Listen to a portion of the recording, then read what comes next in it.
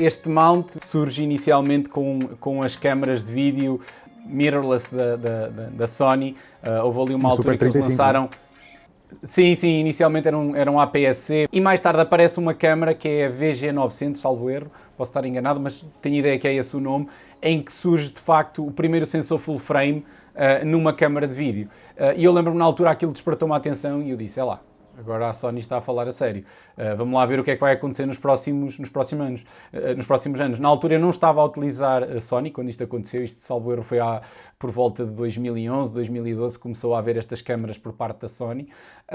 E de facto, quando aparece esta câmara, eu comecei a dar mais atenção. E passado uns meses aparece a A7, depois mais tarde a A7R, depois mais tarde a A7S, e então aí eu dei logo o salto para a A7R. A A7 de facto na altura não me chamou muita atenção e eu queria também uma câmara mais portátil para andar comigo, para poder fazer também fotografia de making of. Eu na altura utilizava outras câmaras para vídeo. Sim, isso é uma das coisas que se calhar veio mudar um bocadinho o teu método de trabalho, não é? E esse peso extra que tu não precisaste carregar agora para conseguir fazer as tuas produções, não é? Sim, claro, sim e não.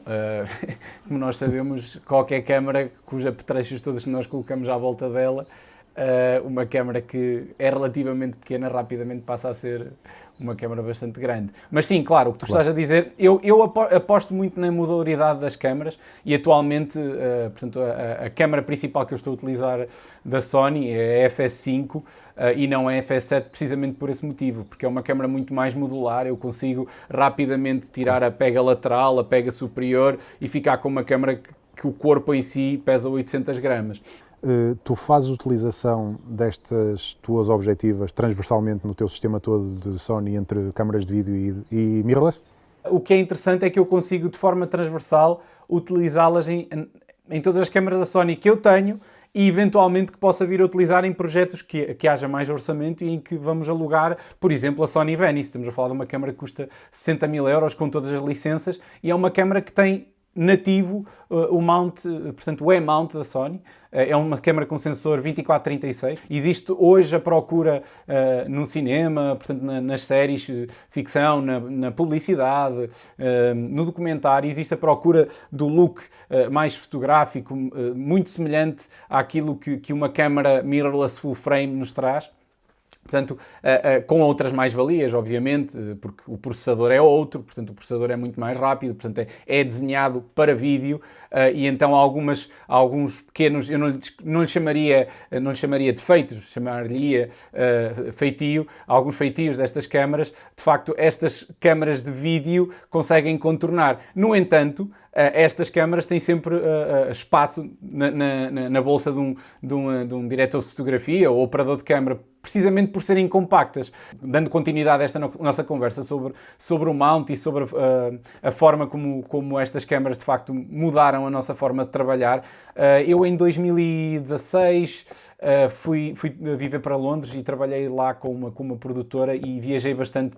Estava a fazer direção de fotografia de uma série documental em que íamos a vários países e fazíamos uma semana de rodagem à volta disso, entre 5 a 7 dias em cada local onde estávamos e basicamente por vezes estávamos um mês fora, ou seja, tínhamos 4 países, 4 cidades que até podiam ser no mesmo país, mas muitas das vezes nós num mês íamos a 4 países diferentes e tínhamos de ter um kit que fosse muito fácil de transportar, que nos garantisse qualidade, que nos garantisse ir de encontro aos estándares da televisão e, acima de tudo, que nos ajudasse nas situações mais difíceis. Portanto, eu, nas entrevistas utilizava 3 câmaras, utilizava 2, uma em plano geral, outra em plano estático e uma terceira que estava num slider motorizado para fazer pontualmente alguns planos mais dinâmicos da pessoa que estávamos a entrevistar. Fora isso, grande parte do tempo as outras 2 estavam dentro do saco e havia uma principal que andava comigo em gimbal ou em tripé ou inclusive à mão por causa da estabilização que estas câmaras têm. E é curioso porque o feedback é quase o mesmo em quase todos os videógrafos que eu conheço.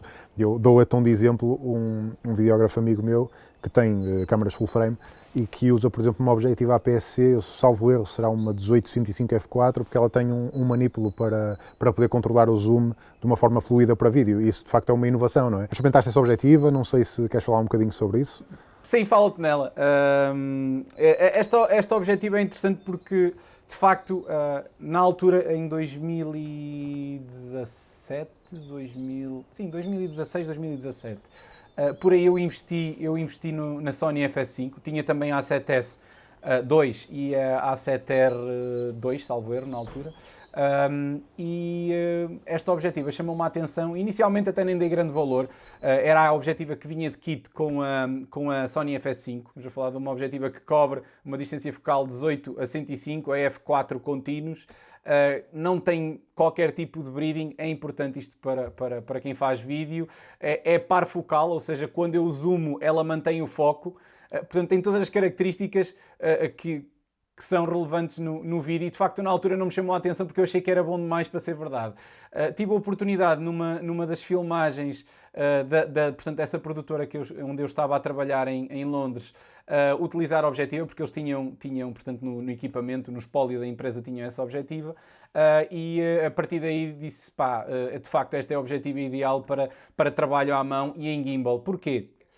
Tem este botãozinho aqui. Através deste botão eu consigo rapidamente mudar a distância focal e o mais interessante é que eu consigo fazê-lo de forma suave ao longo de um plano. Ou seja, imaginem o que é ter um plano em movimento em gimbal, por exemplo, uma rotação à volta de um personagem que estamos a enaltecer, ou seja, há um voz off por cima e queremos dar quase uma sensação épica, um pouco à Michael Bay ou Michael Mann, naqueles planos que eles gostam muito de fazer, rotativos à volta do personagem, que nessas situações eles fazem a recorrer a uma série de elementos de equipa. Eu aqui sozinho consigo, através, portanto, de um... Das tuas perninhas. Através das minhas perninhas, exatamente, da utilização do gimbal e da utilização de um controle remoto no próprio gimbal, consigo fazer a movimentação rotativa e fazer um zoom in óptico ao personagem, criando ainda mais dinamismo a este plano.